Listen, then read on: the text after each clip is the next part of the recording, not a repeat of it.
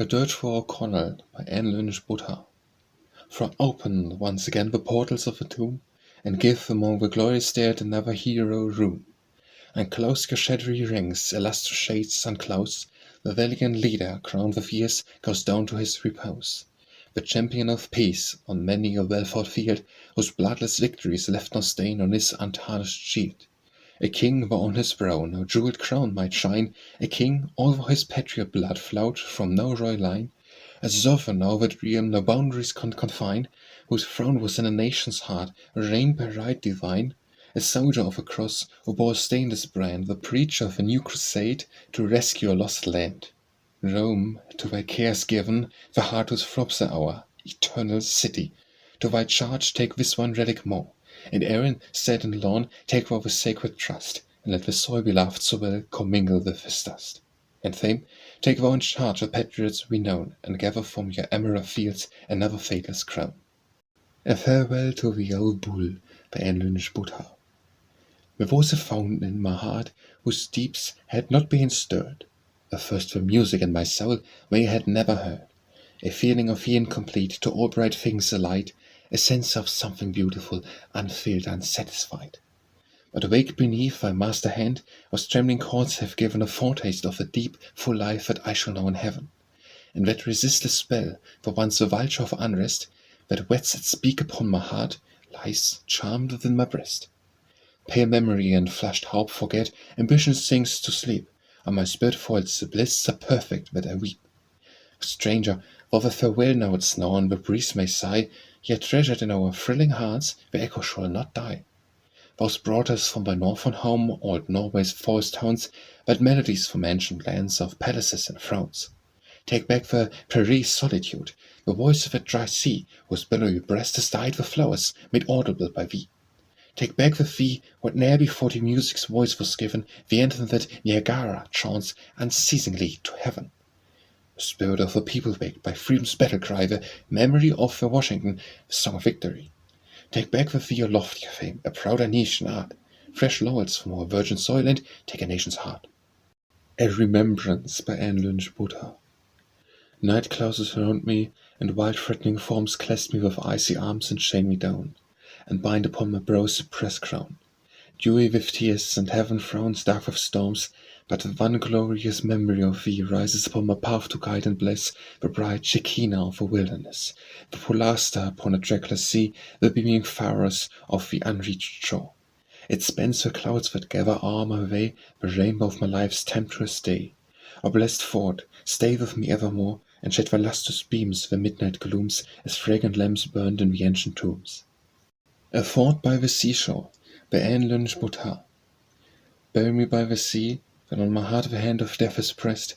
If a soul lingers she join the blessed, and haunts awhile her clay, then mid the forest shades I would not lie, for the green leaves like me would drop and die. Nor mid the homes of men, the haunts of busy life, would I be laid, wherever was alone, and my vexed shade would sleep unquiet then. The surging tide of life might overwhelm the shadowy boundaries of a silent realm. No sculptured marble pile to bear my name be reared upon my breast. Beneath its weight my free soul would not rest, but let the blue skies smile, the changeless stars look lovingly on me, and let me sleep beside the sounding sea. This ever-beating heart of a great universe, here would the soul plumb her soiled pinions for the final goal, should whence depart. Here would she fit her for the high abode, here by the sea she would be near a god.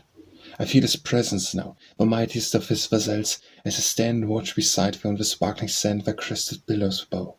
And, as the solemn chant swells through the air, my spirit, awed, joins in thy ceaseless prayer. Life's fitful fever hour, here then would I repose, majestic sea, in no faint glimpses of eternity her army on thy shore. My thoughts from thee to highest themes are given, as the deep distant blue is lost in heaven. An Apology for Sadness by Lynch Botta. When in the miser's eager gaze his countless treasures lie, then most his coward spirit sings with dread of poverty. And then I felt within my grasp the treasure of thy love, insatiate avarice of the heart, fierce with my spirit strove. It troubled the clear fountain where my thirsting soul had quaffed, and mingled tears of bitterness with the delicious draught. An Imitation by Lynch Botta.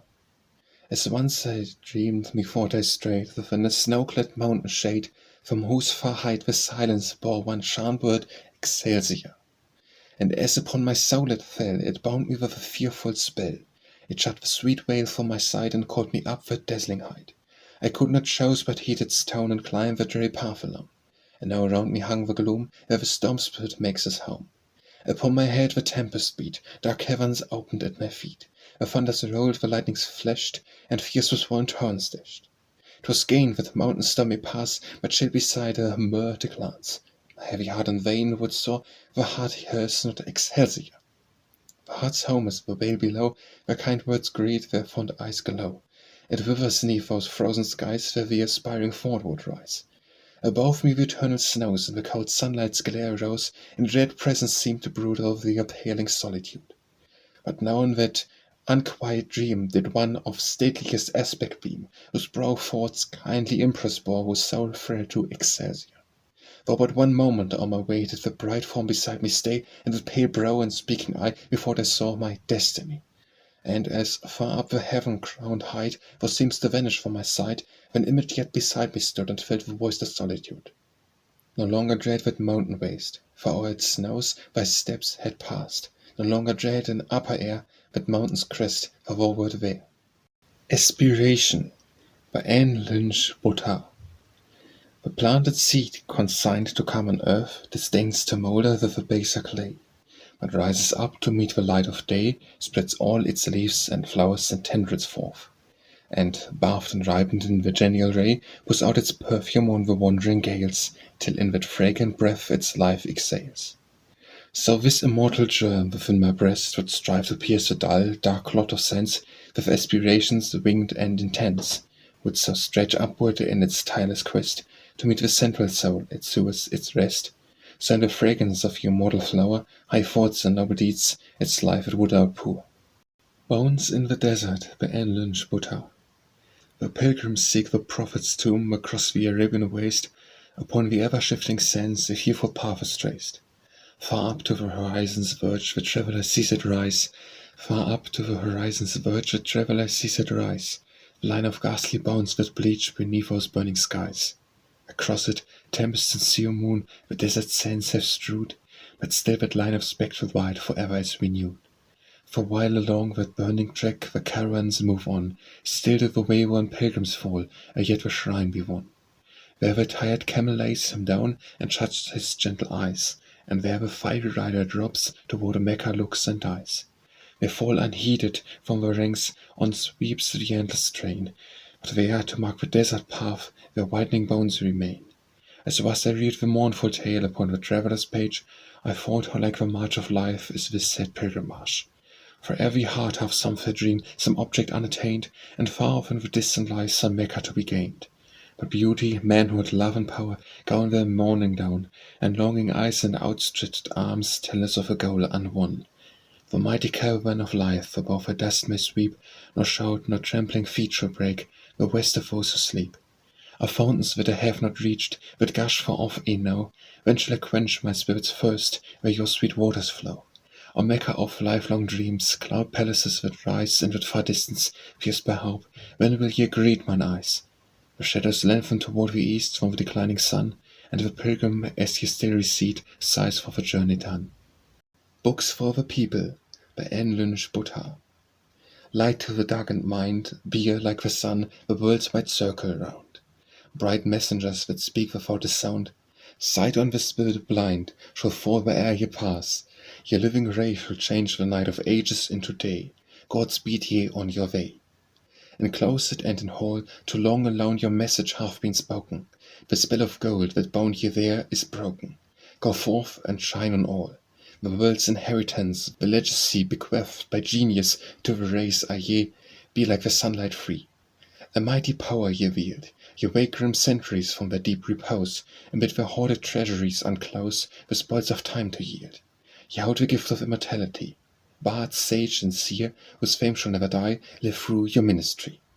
Noiseless upon your path, freighted with law, romance, and song ye speed, moving the world in custom and in creed, waking its love or wrath.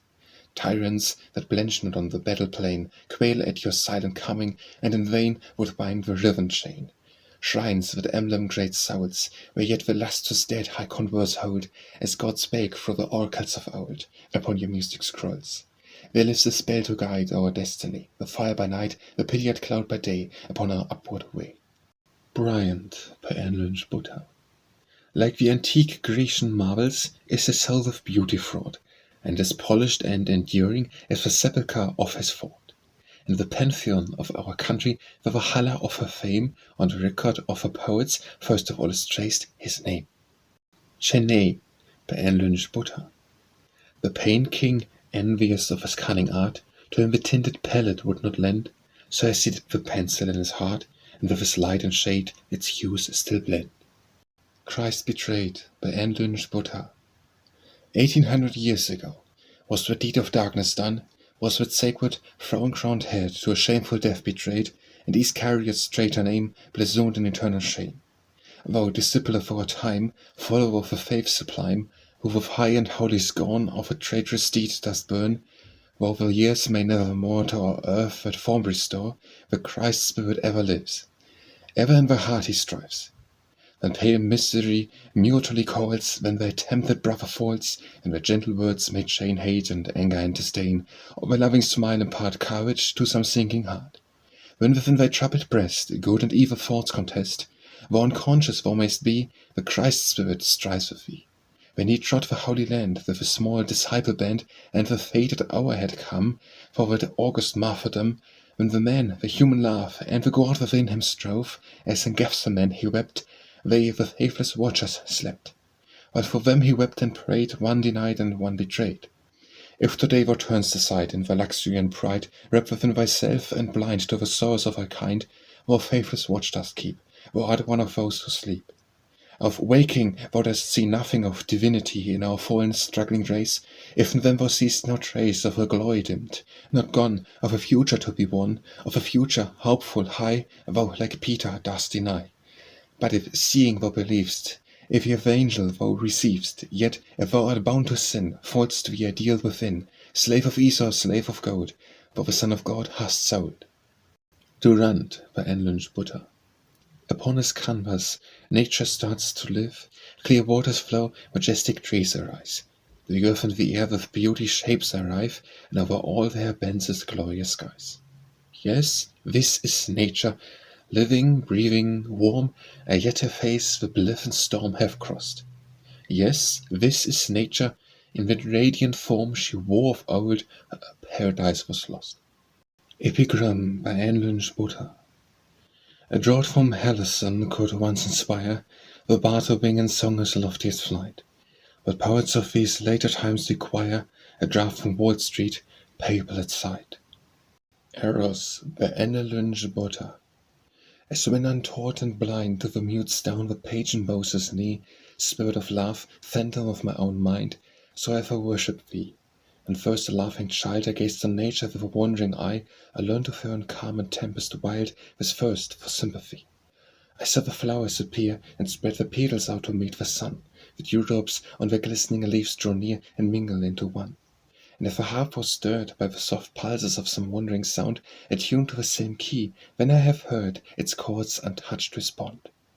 Fast through the vaulted sky, giving no sound or light, when storms were loud, I saw the electric cloud in silence fly, seeking its sister cloud. I saw the winds and sea and all the hosts of heaven in bright array, governed by the sweet lay of sympathy, roll on their destined way. And then my spirit pined, and like the seashell for its parent sea, mourned for those kindred souls it could not find, and panted to be free. And then came wild despair, and laid her palsying hand upon my soul, and the dread ministers were with her there, with the dagger and the bowl. O God of life and light, thou didst stay my hand in that dread hour, thou didst save me in that fearful night of maddening passion's power. Before thy throne I bow, I deem my worship idols from their shrine, I give to thee, though bruised and aching now, this heart, oh, make it thine. I've sought to fill in vain its lonely, silent depths with human love. Help me to cast away each earthly chain and rise to thee above. Evening Hymn by Lynch Botta. On the swift flying hours, another bright day, With its tears and its smiles has vanished away. Thou who dost number our days as they flee, may each that departs bear us nearer to thee. On the wide sea of life soon our barks will be tossed, and the sweet ties that bind us be broken and lost. Father in heaven, be our guide to that shore, where night never cometh, where partings are o'er. Faith, by Lynch Botta. Securely cabined in the ship below, through darkness and through storm across the sea, a pathless wilderness of waves to me, yet I do not fear, because I know that he who guides the good ship o'er that waste sees in the star her shining path I traced. Blindfold I walk this life's bewildering maze, up flinty steep, through frozen mountain pass, through thorns set barren and through deep morass. But strong in faith I tread the uneven ways, and bend my head unshrinking to the blast, because my Father's arms round me cast, and if the way seems rough, I only clasp the hand that leads me with a firmer grasp. From the Vigny, by Lynch Botta. Come on the sea, beloved, fearless and free, leave friends and wealth behind, come with me. Our bark on the water shines, a fairy thing, see a pennon, mast and keel, she's but a little shell, yet there I am king. The earth was made for the slave, for maiden free, but for man, the stern and brave, the boundless sea. The waves breathe in their flow a mystery, and tenderly they sing in their soft murmuring, love, liberty. Give me but the energy, by Lynch Botta. Give me but the energy that guides thy dauntless will. Give me but the ardent hope that nothing worse can chill. A buoyant soul that on life's sea no billows can o'erwhelm, and faith sits smiling through the clouds, and reason holds the helm. Give me these qualities of thine, in such a meet allegiance, and I, like thee, upon the fates will smile a calm defiance. Go forth in life, O friend, by Lynch Botta. Go forth in life, O friend, not seeking love, a mendicant that with imploring eye and outstretched hand asks for passers-by the arms of strong necessities may move. For such poor love to pity near allied, that generous spirit may not stop and wait. A suppliant whose prayer may be denied, like a spurned beggar's at a palace gate. But the heart's affluence lavish uncontrolled, the largeness of her love go full and free, as monarchs in their progress scatter gold. And be the heart like the exhaust sea, that must its wealth of cloud and dew bestow, for tributary streams or ebb or flow. Hagar, by Lynch Botta. Untrodden, drear, and lone, stretched many a league away beneath the burning noonday sun, the Syrian desert lay.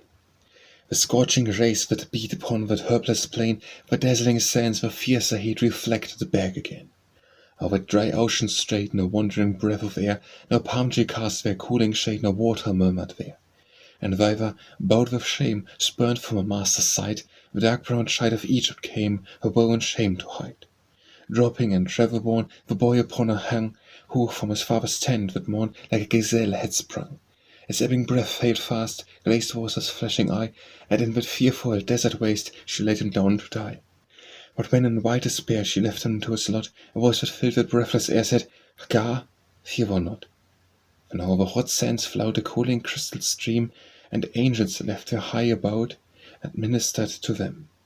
Oft when drear wastes surround my faltering footsteps here, I thought, I too heard that blessed sound of wanderer do not fear. And then, to light my path, on through the evil land, have the twin angels, hope and faith, walked with me hand to hand. Hope, by Lynch Botta. Maiden, in whose kindling eye burns the fire of prophecy, on whose brow its glorious shine, priestess at the hidden shrine. Tell me what fair visions rise, as the future greets thine eyes. Thither, where thou still dost burn, does a bright Athena burn? Does thou outstretched beckoning hand point us to a promised land, that the rage of war no more should drench the crimsoned earth of gore? Where no more the features gaunt should stalk the haggard from a want, no misery's veil, no famine's cries, upon the ear of plenty rise, when the voice of liberty shall bid the earth's oppressed go free? Thou, on whom the future beams, tell me, are these ideal dreams? As the messenger went forth, seeking o'er the deluged earth, so my gaze have wandered wide o'er the future's troubled height. As across the waters dark, the bird returned to that lone bark, with the leaf of olive trees, so return I unto thee. Not yet do wind and wave subside, not yet do land and sea divide, no verdant earth of vision cheers, no peak of Ararat appears, but spanning all the troubled sky, the bow of promise shines on high. Huntington's picture of Washington crossing the Allegheny. by Lynch Butter. More proudly on the winding course dark Cheney flow, than up its burden were could spears on the waters now. But calm be every turbid wave, and hushed be wind and storm, there lies a nation's destiny within that gallant form. A spirit that shall stem a tide more deep and dark than thine, that on a night of war shall bid the star of victory shine. A spirit that through coming time shall be a hallowed name, the glory of the old conquerors shall pale before his fame. And young ambition on his course shall turn his eagle eye, and man invoke his sainted shade in threatening anarchy. No baleful Mephier shall he be to dazzle from afar, but in the firmament of fame affixed, a polar star. I do not ask if an illustrious name, by Lynch Butter. I do not ask if an illustrious name has shed upon their birth its purple glow, nor do I ask what titles thou canst claim, what ribbons favours such as kings bestow. Why should I, when upon thy brow I see, in its expression of all lofty things, the insignia of a true nobility that bears the impress of a king of kings? I know those subtle elements, by Lynch Butter. I know those subtle elements thou dost administer, have power to stay the parting breath, the languid pulse to stir, and not less potent is thy smile, the sympathizing tone, the tender heart that makes the sufferer's pain its own. In Obscurity, by Lynch Butter. In full-orbed splendor now the queen of night among the stars walks in a pride of place, and now again we miss that flood of light that overflowed the azure fields of space, that through her brightness meets no more the gaze, as in her wonted orbit she declines. Yet not extinguished are her silver rays, she shines in shadow, but not less she shines. Soon will she rise again upon the sight, passing the darkened shape that bids her wane. When shall we see her, in unclouded light, take her own place among the stars again? In the noble army of reform, by Lynch Butter. In the noble army of reform thou art a pioneer, and bravely wields thy good right arm the broadsword and the spear. Thou mayst not see the battle's close, the victory mayst not win, but the scars upon thy spirit prove thou hast not lived in vain. Fayette, by Lynch Butter. The veil of France comes o'er the sea, she mourns for thee, departed chief, and we, the children of the free, re-echo back the notes of grief. The course was like the morning sun that lights two worlds, the east and west, where brilliant, glorious races run, where takes thine eternal rest. The fame shall pass from age to age, from clime to clime, from sire to son, and history on the glowing page shall write thy name with Washington. Like a river's current rapid, by Lynch Butter. Like a river's current rapid, like the lightning's flash intense, was the rushing, fiery torrent of her fervid eloquence, and the multitude that listened to each breathing, burning word, like the ocean by the tempest, to its quiet depths was stirred. Lines on an incident observed from the deck of a steamboat on the Mississippi River, by Lynch Butter. There the dark primeval forests rise against the western sky, and the father of the waters in strength goes rushing by. There an eagle flying earthward from his eyrie far above, with the serpent of the forest in a fierce encounter strove. Now he gains and now he loses, now he frees his ruffled wings, and now high in air he rises, but the serpent round him clings. In that death embrace entwining, now they sink and now they rise, but the serpent wins the battle with the monarch of the skies. Yet his wings still struggle upward, though with crushing weight they bear, but more heavily those broad pinions strike the waves of upper air. Down to earth he sinks a captive, in that writhing living chain. Never o'er the blue horizon will his proud form sweep again. Nevermore in lightning flashes will his eye of terror gleam, round the high and rocky eyrie, where his lonely eaglets scream. O majestic royal eagle, soaring sunward from the birth, was lost the realm of heaven for one moment on the earth. Lines on reading some verses, entitled A Farewell to Love, by Lynch Butter. Oh, stern indeed must be that minstrel heart, in the world's dusty highway doomed to move, who with life's sunshine and its flowers can part, who strikes his harp and sings farewell to love. To love, that beam that colours all our light, as the red rays illume the light of day, whose rose hue, once extinguished from the sight, leaves the life landscape of a dull cold grey. To love the infernal, the Promethean spirit, that bids this dust with life divinely moved, the only memory of it we still inherit of a lost Eden where our parents roved. Our hopeless bard recall that farewell strain, nor from the breast let this fond faith depart. Recall that utterance of a cold disdain, the doubt of love, the aphism of the heart. And on the alpha regard within my soul, let the rekindled flame again aspire, and guarded round by all things beautiful, as vestal forms watched o'er the sacred fire. That fire that once extinguished on the shrine gave fearful sign of coming woe to Rome, as the quenched brightness of his light divine forebode severe dark and loveless doom. Lines to Frederika Bremer by Lynch Botta.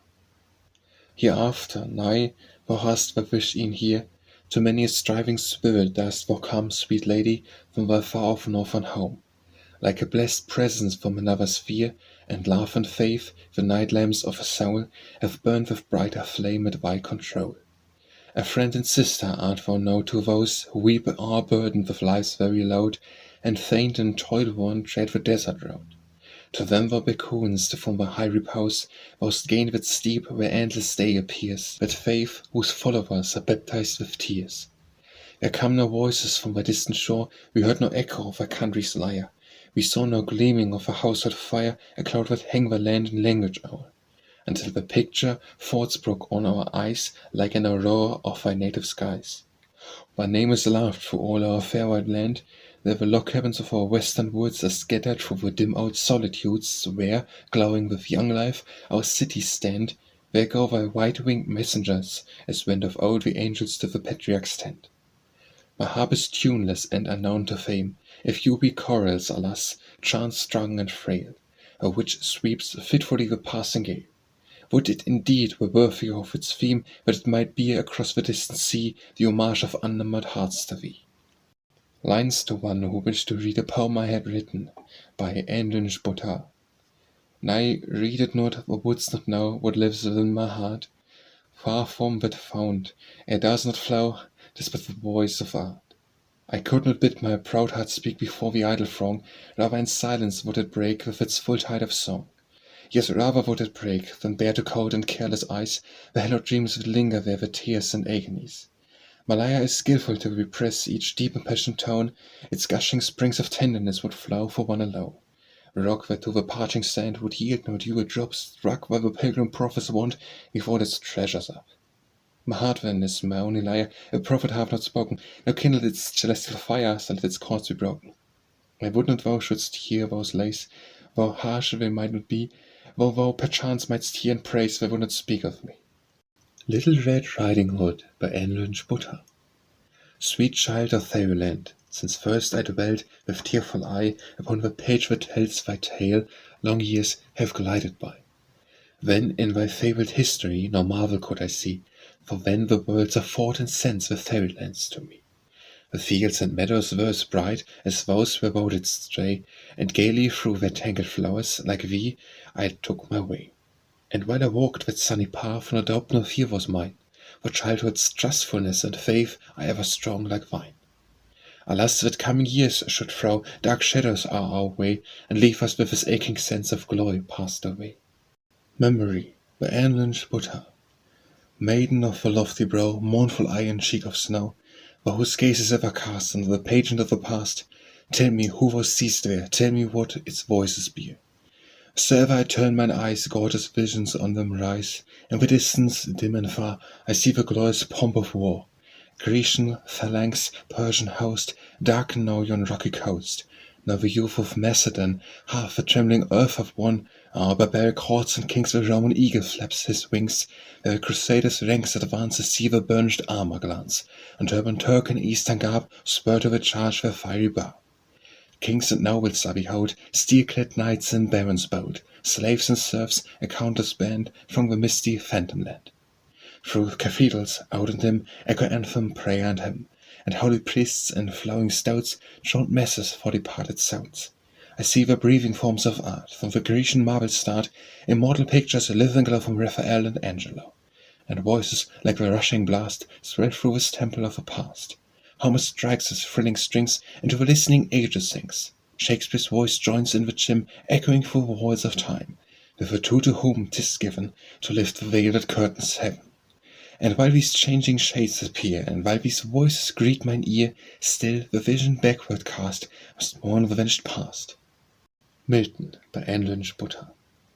O bard, who thou upon the mortal eyes, where fell no glimmering ray of earthly light, and the deep shadow of eternal night shut from thy gaze so lovely earth and skies, and was it to thy spirit's vision given, to gaze upon the splendours of its shore, I had not seen, nor heart convinced before.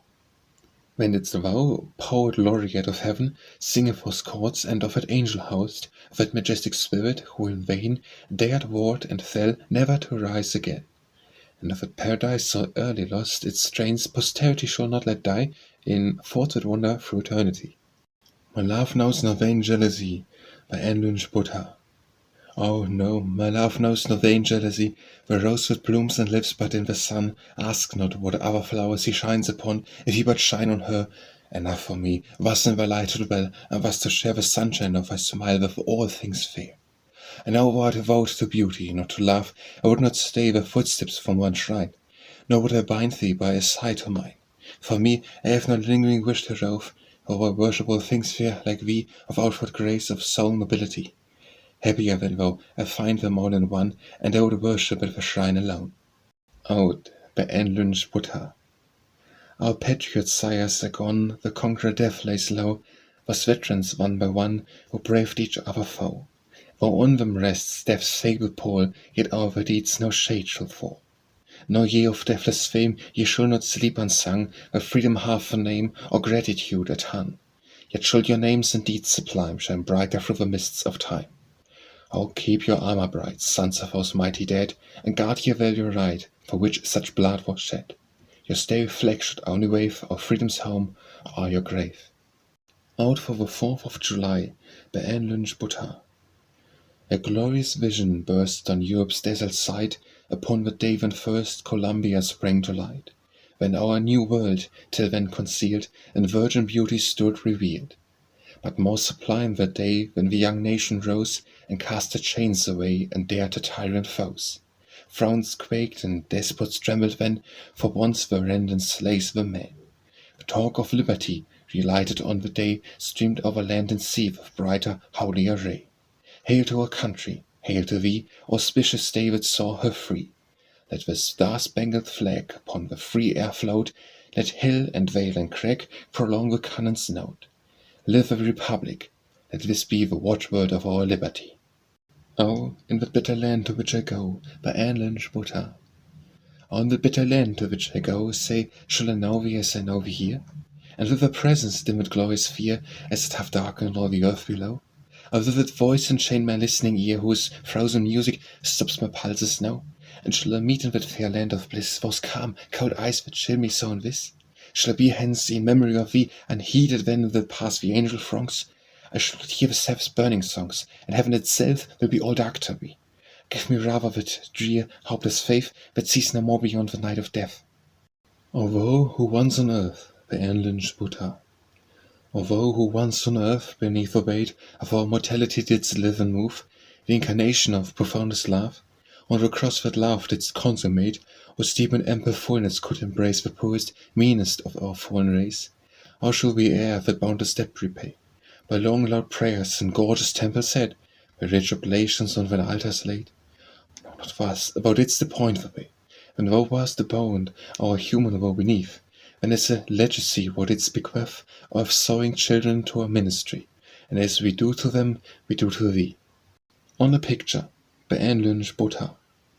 When summer o'er her native vales a veil of beauty spread, she sat and watched the gentle fold and winter flaxen thread. The mountain daisies kissed the feet, the moss sprung greenest there, the breath of summer fanned the cheek and tossed her wavy hair. The heather and the yellow gorse bloomed over hill and wold, and clothed them in a royal robe of purple and of gold.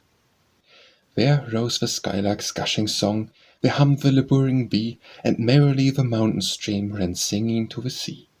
But while she missed from those sweet sounds the voice she sighed to hear, the song of bee and bird and stream was difficult to her ear. Nor could the bright green world around a joy to her impart, for still she missed the eyes that made the summer of her heart. On a Picture of Harvey Birch, by Anne Lynch Butter. I know not if I noble worth my country's annals claim, for in her brief bright history I have not read thy name. I know not if where didst live, save in the vivid thought of him who chronicled thy life of silent suffering fraught. Yet in thy history I see full many a great soul's lot, who joins with Martha's army's ranks that the world knoweth not, who cannot weep melodious tears for famous sympathy, but who in silence bear their doom to suffer and to die. For whom no poet's harp is struck, no laurel wreath is twined, who pass unheard, unknown away, and leave no trace behind, who but for their unwavering trust in justice, truth, and God, would faint upon their very way and perish by the road. Truth, justice, God, our mighty faith to bear us up unharmed. The gates of hell may not prevail against the soul so armed. On a Picture of My Father by Lynch. I strive in vain those features to restore to memory's faded tablets, which on me from the mute ivory beam so lovingly, and to recall the living light once more. In vain I strive to pierce that veil of years, and turn away all blinded with my tears. But sometimes when the garish day is past, and night in sleep their spell upon me cast, there comes to me my Father from above, and when for that brief moment I am blessed, for I am folded to thy sheltering breast, and in the sacred rapture of thy love, a holy spell is on my spirit laid. This mighty hunger of my heart is stayed. On a Picture of Ruth by Lynch. Fresh through the mist of ages past arisest on our view, as when from Judea's waving fields the footsteps brushed with dew. Yet 'tis not for thy beauty's sake we thus remember thee, although a chieftain's captive heart attests its potency. Not for the quiet interest thy simple story brings, and not that from thy side there sprung a line of prophet kings, but for the changeless, deathless love, the true soul only knows, that still, as darker lowers the night, serener, brighter glows. That love that led thee forth to seek the stranger's chill abode, upon whose altar thou couldst lay thy home, thy land, thy God. On a Picture of a Virgin by Lynch. If a young mother clasp for the first time the mortal child that earthly love has given, with the deep joy preluding that of heaven, who shall describe the ecstasy sublime, O Virgin Mother, when upon thy ear the message of the announcing angel fell, in heavenly tones to calm thy rising fear, and thy approaching glory to foretell? Was ever mother so divinely blessed, as when, a glow of heaven yet clinging round him, before the weight of human grief that bound him, the gentle Christ child to thy heart was pressed? O blessed among women, joy like wine, what hand shall dare describe, alas, not mine? On seeing the ivory statue of Christ by Lynch. The enthusiast, brooding in his cell apart over the said image of a crucified, dropping head, closed lips, and pierced side, a holy vision fills his raptured heart with heavenly power inspired. His unscaled arm shapes a rude block to this transcendent form. Son of God, of us, ever thus would I dwell on thy loveliness enshrined in thee, the lofty faith, the sweet humility, the boundless love, the love that could not die, and as the sculptor with thy glory warm gave to his chiseled ivory the fair form, so would my spirit in thy thought divine grow to a semblance fair as this of thine. On the Death of a Friend by Lynch. There was no bell to peal thy funeral dirge, no nodding plums to wave above thy pyre, no shroud to wrap thee from the foaming surge, no kindly voices thy dark way to cheer, no eye to give a tribute of a tear. Alone, unnailed, uncoffined, thou hast died, without one gentle mourner lingering near. Down the deep waters thou unseen didst glide, with ocean's countless there to slumber side by side. Or sleepst not with thy fathers, or thy bed, the flows that deck their tombs, may never wave to plead remembrance for thee, or overhead the sculptured marble shall rise. Their grave is the dark boundless deep, whose waters lave the shores of empires, and thou saw'st the rest within their silent depths. They only gave a circling ripple, and the foaming crest the booming waves that awe their unconscious guest. 'Tis said that far beneath the wild waves rushing, where sea flowers bloom on a fabled Paris dwell, that there the restless waters cease their gushing, and leave your dead within some sparkling cell, where gems are gleaming, and the lone sea-shell is breathing its sweet music. And 'tis said that time, who weaveth over earth a spell of blith and ruin, o'er the ocean's dead heap passeth lightly on, with trackless silent tread. When, O no marble e'er shall rise for thee, no monument to mark thy last long home, when ocean grave unhonoured shall not be, the cold insect there shall rear at whom, that age shall ne'er destroy, and there shall bloom the fadeless ocean flower, and while the glare of the bright sunbeams ne'er shall light its gloom, with glancing eyes and forms unearthly fair shall throng around their couch, and hymn a requiem there. Now fare thee well, I will not weep for thou didst pass so soon away, for though the words still in the boyhood's youth, in the fair brow undimmed by age, yet sad was my young heart, for thou hadst seen the light of life depart, and love had thrown his white, burning spell around thee, and with deep insidious art had maddened thee. When sounded loud the knell of all thy bright young dreams, my earliest friend, farewell. On the death of an infant, by Lynch Botta. Why should we weep for thee, since thou hast gone unsullied back to heaven, nor stain upon thy spirit's purity, nor sin to be forgiven? Love watched thee from thy birth, fond hearts around thee tireless vigils kept, and now thy tender soul the storms of earth had never rudely swept. Thou art spared a fearful law, and knowledge all attain who linger here, that changed the cold, the dead, the words that bore no import to thine ear. Methought I saw in thee was early as I marked by many a token, as thou that might not wove of destiny a heart that could be broken. But sinless, tearless, gone, undimmed, unstained, who would not thus have died? For thee then let these vain regrets be done, these selfish tears be dried. Go to thy little bed, the verdant turf is springing fresh and fair, the flowers thou lovest shall blossom overhead, the spring-birds warble there. And while to shapeless dust thy chair forms gently mouldering back, our thoughts shall upward soar and hope for trust on thy freed spirit's track. On the Death of Willis, by Lynch Botta. In life's freshness and its fullness, in the womanhood's young bloom, the brow was all unclouded with a darkening ray of gloom, the angel Death half said to thee, Father calls thee home. And as fate some lovely vision in the morning's gathering light, or sings some unsheared radiance from the stale crown of night, or as dies some burst of music, wast vanished from our sight. Far across the foaming waters, from the country of her birth, from thy childhood's friends and memories, from the father's silent hearth, a strange soil unveils its bosom and must clasp thee earth to earth. But the soft spring sky bends o'er thee as thou goest to thy rest, and Mount Auburn's green recess soon in beauty will be dressed, and with waving leaves and blossoms welcome in the lovely guest. And when summer all her glory o'er that hallowed scene shall shed, then shall come the laughter and living, with hushed voice and noiseless tread, and with tears bedew the flowers in that city of the dead. There the winds sigh through the pine trees, where the silver water flows, where the pale stars keep the vigils, and the genial sunlight glows. Oh, how calm will be thy slumber, how I envy thy repose!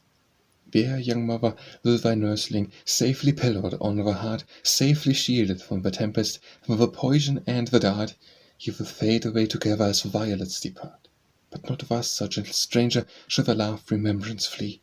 In the hearts where thou wast cherished, the sweet memories of we, like the evergreens above thee, fresh and beautiful shall be. Paul preaching at Athens, by Lynch Botta. Greek, hear the joyful sound, a stranger's voice upon thy sacred hill, whose towns shall bid the slumbering nations round wake with convulsive thrill. Athenians, gather there, he brings you words brighter than all your boasted law thoughts. He brings you news of one above Olympian Jove, one in whose light your god shall fade like stars before the sun. Your bewildering night, that unknown god of whom ye darkly dream, and all his burning radiance shall beam. Behold, he bids you rise from your dark worship at that idol shrine. He points to him who re-read your starry skies, and bade you of purple shine. Lift up your souls from there and dust ye bow, that God of gods commands your homage now. But brighter tidings still, he tells of one whose precious blood was spilled in lavish streams upon Judea's hill, a ransom for your guilt, triumphed over the grave and broke its chain, or conquered death and hell and rose again. Sages of Greek, come near. Spirits of daring thought in giant mould, ye questioners of time and nature, hear mysteries before untold. Immortal life revealed, light for which ye have tasked in vain your proud philosophy. Searchers for some first cause, midst doubt and darkness lo, he points to one where all your vaunted reason lost must pause, and fain to think upon. That rose from everlasting, that shall be to everlasting still eternally. Ye followers of him who deemed his soul a spark of deity, your fancies fade, your master's dreams grow dim to this reality. Stoic, unbend that brow, drink in that sound. Skeptic, dispel those doubts, the truth is found. Greek, While thy sculptured walls have with thy triumphs and thy glories rung, and through thy temples and thy pillared halls immortal poets sung, lest so like these have rend your startled air, they open realms of light and bid you enter there. Prometheus by Lynch Botta. Thou brave old Titan, that in chains didst lie, bound to the rock on the Caucasian hill, who by sublime endurance didst defy imperial Jove and all his shapes of ill, as I invoke thy spirit here today, from the old pagan world who speaks to me. I hear the voice across time's sounding sea, bid me thus be and conquer. I obey. Henceforth, like thee, I will endure and wait on life's bleak summit bound without dismay. When in thine iron car roll on the way of stern, relentless power that man call fate, loose when thy bolts for darker and threatening sky, the vulture at my heart, feet to satiety. Requiem by Lynch Botta. To what bright world afar didst thou belong, whose pure soul seems not of mortal birth? From what fair clime of flowers and love and song camest thou, a starbeam to our shadowed earth? What hadst thou done, sweet spirit, in that sphere, that thou wert banished here? Here, where blossoms early fade and die, where autumn frosts despoil our loveliest bowers, where song goes up to heaven and anguished cry from wounded hearts like perfume from crushed flowers, where love despairing waits and weeps in vain, is psyche to regain. Thou camest not unattended on the way, spirits of grace and beauty, joy and love, were with thee ever, bearing each some ray from the far home that thou hadst left alone, and ever at thy side upon our side gleam forth the wings of light. We heard their voices in the gushing song that rose like incense from thy poet's heart. We saw the footsteps of a shining throng glancing upon thy pathway high apart, where in their radiance thou didst walk the earth, for child of glorious birth. But the wail lengthened and the song grew sad, breathing those tones that find no echo here. Aspiring, soaring, but no longer glad, its mournful music fell upon the ear. 'Twas the homesickness of soul that sighs for its own native skies. When he that to earth's children comes at last, the angel messenger, white-robed and pale, upon thy soul's sweet oblivion cast, and bore thee gently through the shadowy veil, the fleeting years of thy brief exile hour, home to the blissful shore. Sing me that song again, by Lynch Botta. Sing me that song again, that wild and passionate lay, the tumult of my throbbing brain, thy voice shall charm away. Pour that harmonious flood upon my thirsting ear, 'twill cool the fever of my blood, those silvery notes to hear. Sing me that mournful song, that song of love and woe, that these full fountains, closed so long, once more may overflow. And while those gentle strings thy fairy hand sweeps o'er, upon thy music's trembling wings my fainting soul shall soar. Tarpeia by Lynch Botta. Give me the bracelets that your warriors wore, a Roman traitress to the heaven cried. Give me the toys, and I will be your guide to your house, the city's gates and bar. Then to the walls each eager warrior rushed, and on the base Tarpeia as he passed, each from his arm the massive circlet cast, till his slight form beneath the weight was crushed. Thus our idle wishes, thus we sigh for some imagined good yet unattained, for wealth or fame or love, and which once gained may like a curse all our future lie.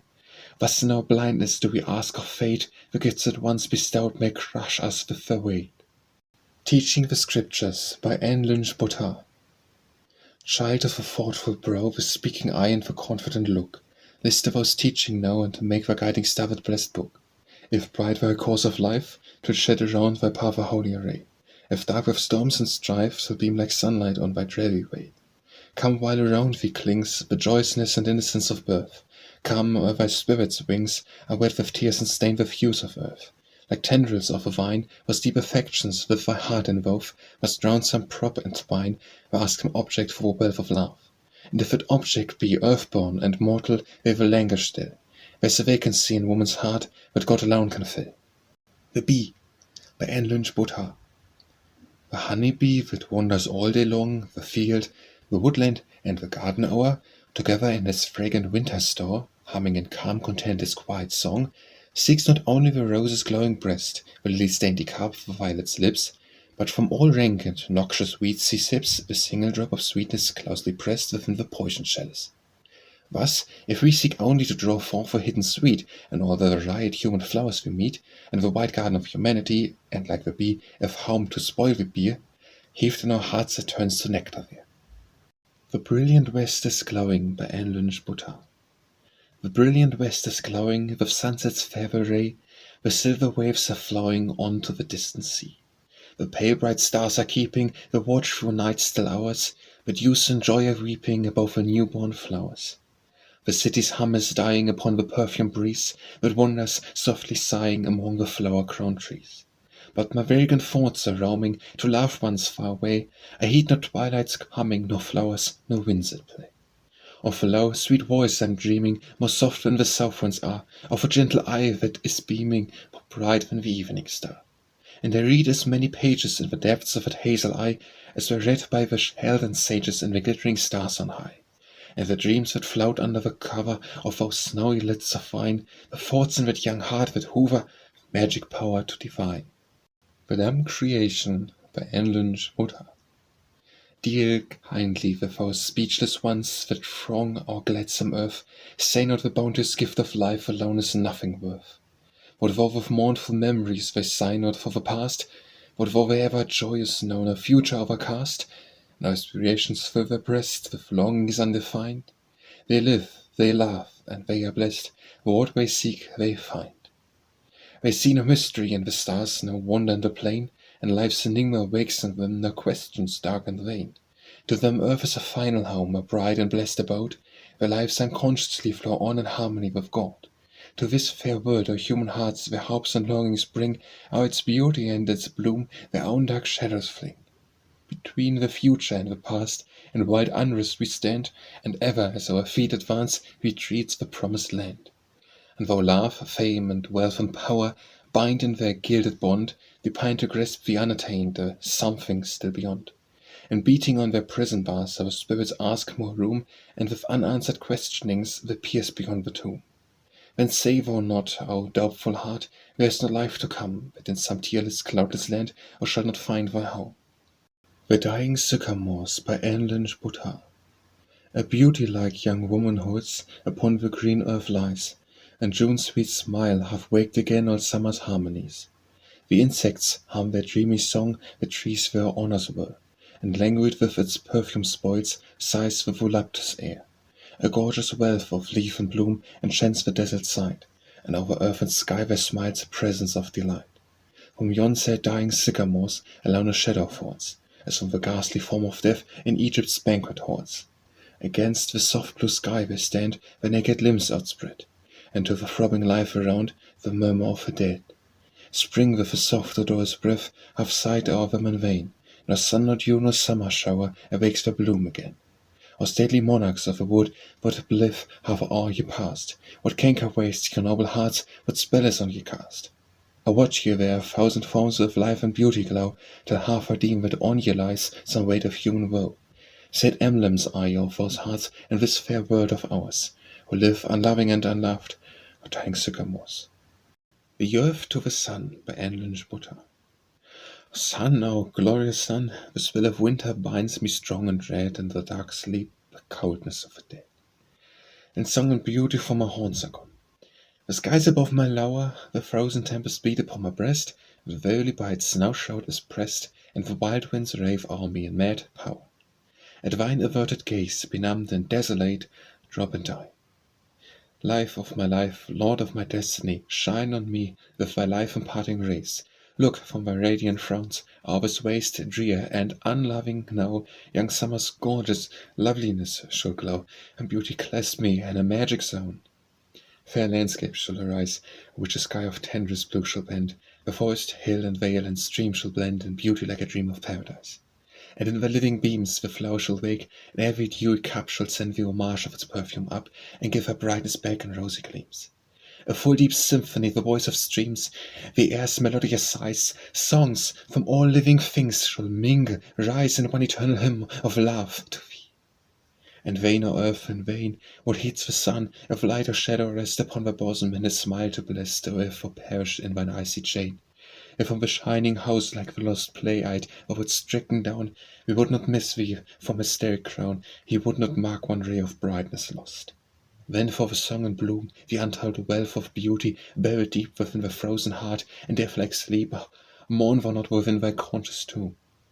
The Lake and Star by Lynch. The mountain lake, Overshadowed by the hills, may still gaze heavenward on the evening star, whose distant light its dark recesses fills, for boundless distance must divide them far.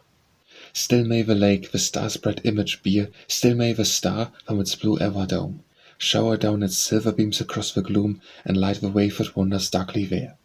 Star of my life, was do I turn to thee, mid the shadows that above me roll? Was from the distant sphere thou shinest on me, was dost thine image float upon my soul? Through a wide space that must thou lives dissever, far as the lake and star me forever.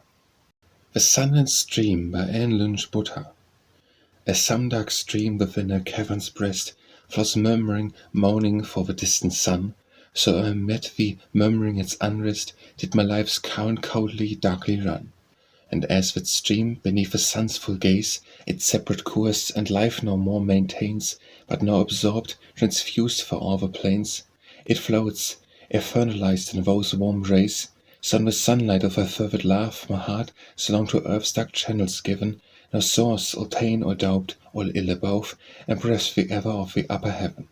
So the high spirit holds and governs mine, so's my life, my being, lost in thine.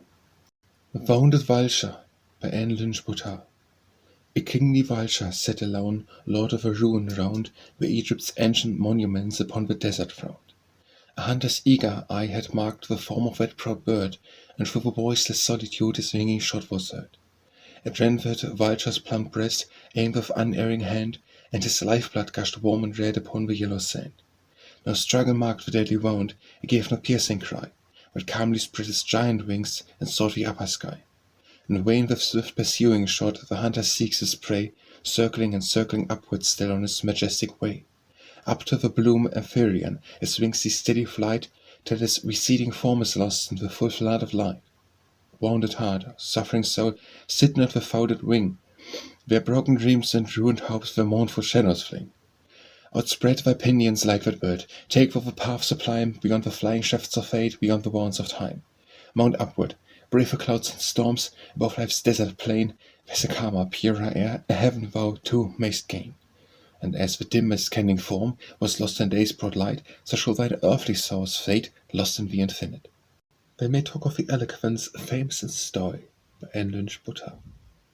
They may talk of the eloquence, famous and story, of the names that through ages continue to shine, where never has fallen more true oratory from the lips of a mortal than falleth from wine.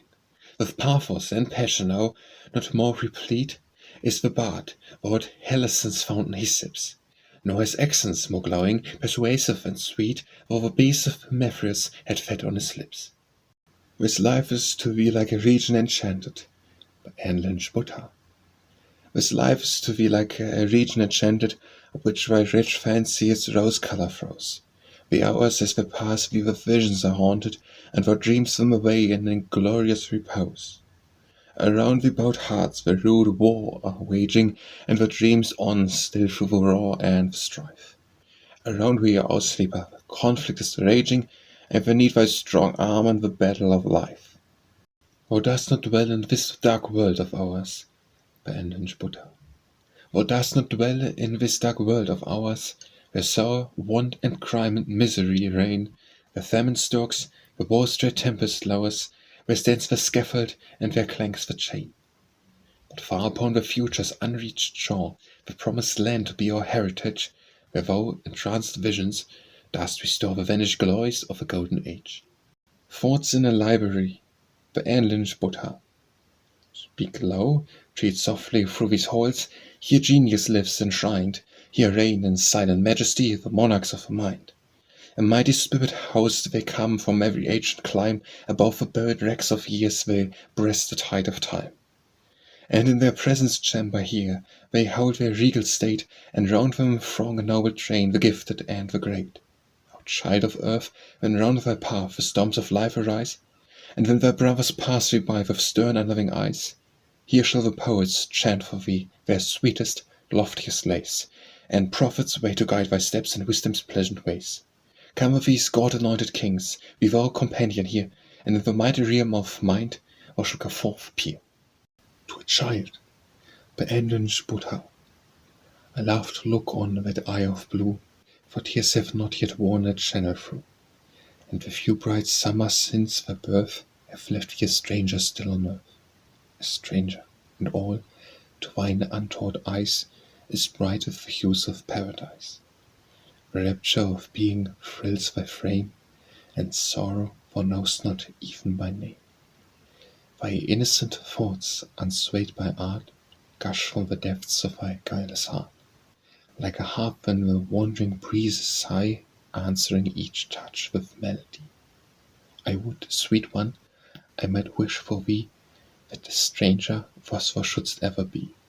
The time might not lift the enchanted veil, the breath in thine ear his mournful tale. But those who bid to this feast of life must drink the cup, must abide the strife, when it were better to wish for thee strength for the conflict and victory. To a poet, painter, and musician, by Lynch Botta. 3 muses one day had a serious fray concerning a youth who had wandered astray, and faster Parnassus was taking his way. They each urged the claim, each gave him her name, and each vowed to crown him with chaplets of fame. Frown followed retort, till to cut it all short, they decided to carry the case up to court. Apollo averred that from all he had heard, the claim of exclusiveness seemed quite absurd, and he gave his decree that this soul should be free for the joint occupancy of a whole free. To a poet's wife, by Lynch Botta. She, who in lonely pride may wear the laurel on her brow, and sit beneath its chilling shade, is far less blessed than thou.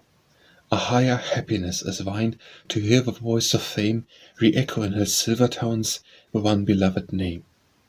To a silent poet, by Lynch Botta. I see the sons of genius rise, the nobles of our land, and foremost in the gathering ranks see the poet band. The priesthood of the beautiful, to whom alone 'tis given to lift our spirits from the dust back to their native heaven. But there's one amid the throng, not past his manhood's prime, the laurel wreath upon his brow is greener grown with time, and in his eye yet glows that light of a celestial fire, but cast beside him on the earth is his neglected lyre. The lyre, whose high, heroic notes 1,000 hearts have stirred, lies mute, the skilful hand no more wakes from slumbering chord. A poet, rouse you from thy dreams, wake from thy voiceless slumbers, and once again give to the breeze the music of thy numbers. Sing, for our country claims a bard, she listens for thy strains. Sing, for upon our jarring earth too much of discord reigns. To an astronomer, by Lynch Botta. Upon the professor we'll waste not a glance, since he has no eyes for us poor terrestrials. With his heart can we have any possible chance, when he gives us for rivals a host of celestials? What cares he for eyes, whether hazel or blue, or for any slight charms such as we share between us? When his glass in his hand, he can sit the night through, and ogle at leisure Diana and Venus. To Elizabeth Barrett Browning, by Lynch Botta. I have not met thee in this outward world, bounded by time and space, but in that realm of which imagination holds a reign, there have I seen thy spirit face to face, majestic and yet lovely. There have I sat at thy feet to listen to the voice, and as the symphony sublimely rose, reverence and awe had held me spellbound there, but that there fell upon my listening ear low-breathing sighs, the sound of falling tears, the undertone of human love and woe, that touched the trembling chords of sympathy and drew me near to thy great woman's heart. Thou crowned queen of song, from this free land that owns allegiance only unto God, and genius, his anointed, over sea, send my vows of homage, and my heart sends love and blessings unto thee and thine.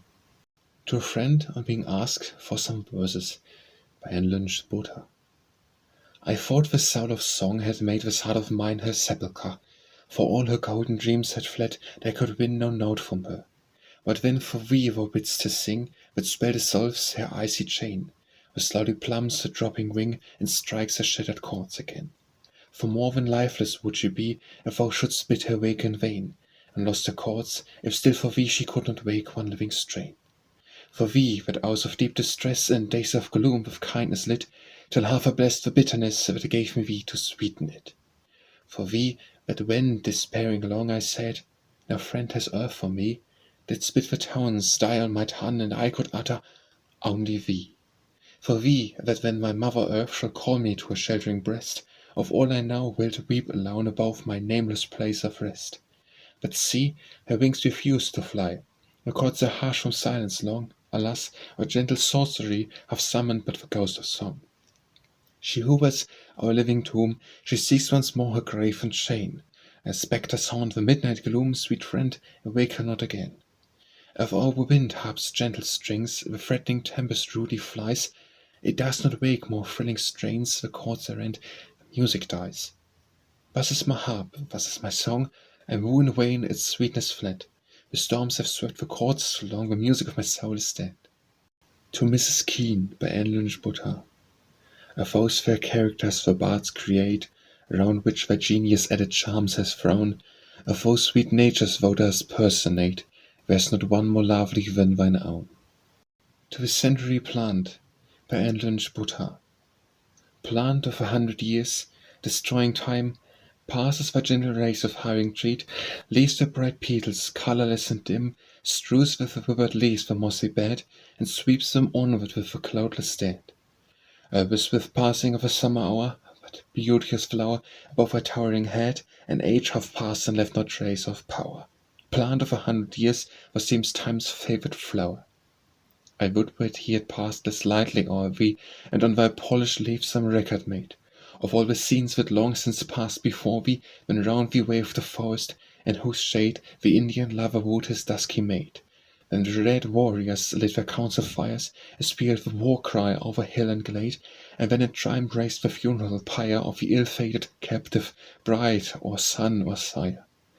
Alas, fair flower, thou vanished from the earth, that wronged and injured race, and none are here of all the friends that knew thee at thy birth. No longer near thee rests the very dear, my sister flowers have faded with each year, still thou remainst, though they all have flown, like some strange being from another sphere, or like some aged man sad and lone, may not linger here when thou's thy lover gone. To the memory of Cheney by Lynch. Those spirits God ordained to stand the watchman on the outer wall, upon whose souls the beams of truth first fall, they who reveal the ideal, the unattained, and to the aged and stirring towns and high speak out for God, truth, man, and liberty, such prophets, do they die? When dust to dust returns, and the freed spirit seeks again its God, to those with whom the blessed ones have trod, are they then lost? No, still their spirit burns and quickens in the race. The life they give, humanity receives, and they survive while hope and virtue lives.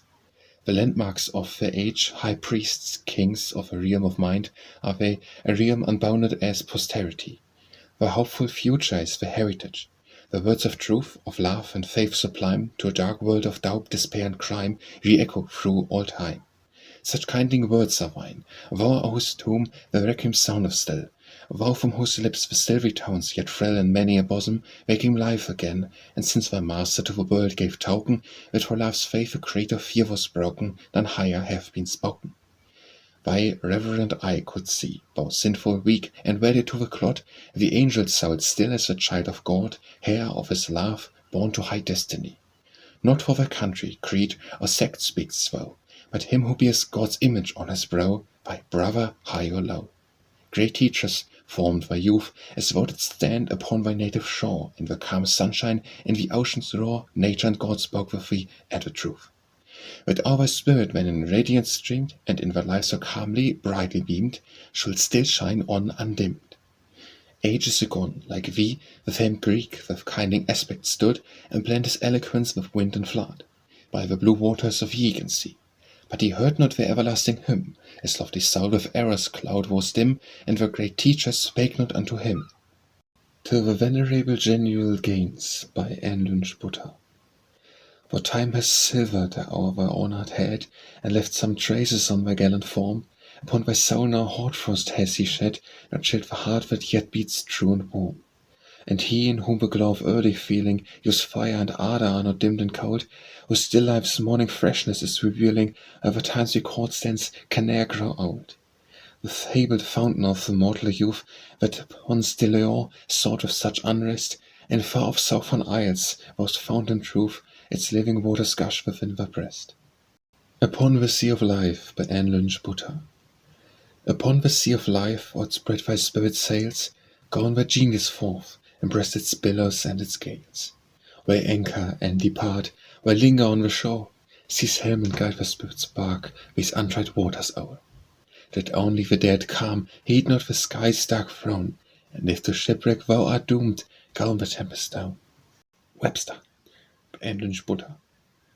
The mold upon their memory, now not a wild one note is rung, of those divine immortal songs Milton and Shakespeare sung, not till the night of years enshrouds the Anglo-Saxon tongue. No, let the flood of time roll on, and men and empires die. Geniuses frowned on lofty heights can its dread course defy, and he on earth can claim the gift of immortality, can save from that elephant tide that sweeps so dark along a people's name, a people's fame, to future time prolong, as Troy still lives and only lives in Homer's deathless song. Or the voter buried beneath, the traveller may come and roll away the stone that hides that long-forgotten tomb. He questioned its mute past in vain, its oracles are dumb. But though he stand there, bareback stood, gigantic in its pride, no voice comes o'er its silent ways, lone, desolate, and wide. They had no bard, no orator, no statesman, and they died. They lived the little span of life, they lived and died in vain. They sank ingloriously beneath oblivion's silent reign, and sank beneath a dead sea wave the cities of the plain. But for those famed immortal lands, Greek and imperial Rome, where genius left its shining mark and found its chosen home, all eloquent with mind they speak, wood, wave, and crumbling dome. The honeyed words of Plato still float on the echoing air, the thunders of Demophagus, egg and water spear, and the pilgrim to the forum hears the voice of Tully there. And thus the memory shall live, and thus the fame resound, where for future ages roll the solemn cycles round, and make this wide, this fair new world an ancient classic ground. When, for country's glorious name, thine own shall be entwined, within the Senate's pillared hall, thine image shall be shrined, and on the nation's law shall gleam light from thy giant mind. Our proudest monuments and more may rise to meet the sky. The stately capital, our Frau, low in the dust may lie. Mind, sublime above the wreck, immortal, cannot die. Within these leafless trees by Lynch Butter. Within these leafless trees that bear against the sky, where naked branches rear, leaves, buds, and blossoms lie. So beauty's myriad forms within thy soul are sleeping, thou upon their sleep a wintry spell art keeping. But soon the leaves and flowers shall burst the living tomb, and fill the air round with perfume and with bloom. And buried in thy heart shall thoughts fair blossoms lie, forever unrevealed, to wither and to die. Written at Tivoli Falls by Lynch Butter. Sweet Tivoli, upon thy grassy side, ere I linger through the summer day and the soft music of thy silvery tide, so sweetly whiles the lagging hours away, I cannot deem but thou art e'en as fair as that Italian vale whose name thy waters bear. Of the old rocks the bones on the way, and wood and glen re-echo to thy song. And when the waters weary of the play, through the long grass glide silently along, so slow and calm, as sacred to break the rest of the young flowers that sleep upon their placed breast. And sure no flowers are lovelier than these, that bloom so sweetly on their grassy side, and none more fair than the young forest trees, that bathe their branches in their crystal tide. No sounds are sweeter than the winds that play mid these trembling pines at close of summer day. Here by thy side I cannot feel alone, above my head the sheltering branches bend, and at my feet the flowers, in their low tone, breathe softly in my ear, and like a friend, soothing my spirit, comes the perfumed air to kiss my fevered brow and play amid my hair. When I turn me from thy busy throng, chilled with their frozen words and heartless smiles, I wander where and thy melodious song and this sweet scene my sadder mood beguiles. Then I mingle with the crowd again, more calm and holy thoughts flow through my burning brain. Oft as I wander in these shadowy groves, my vivid fancy spreads their torrent wing, and through the past dear lightly she roves, from its recesses many a scene to bring, of that fair time, when, mid the deepening shade, the Indian lover wooed and won his dusky maid. And when she bears me on through future years, when a frail prison will have passed away, she will look, with eyes undimmed by tears, upon the glories of a brighter day. And still the waves will glide as soft along, and still the praise be sung in many a sweeter song.